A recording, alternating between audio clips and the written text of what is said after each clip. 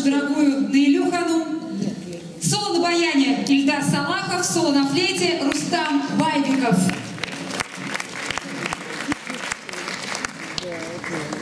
Назифа Каримова sözleri bugün әлі biz birге.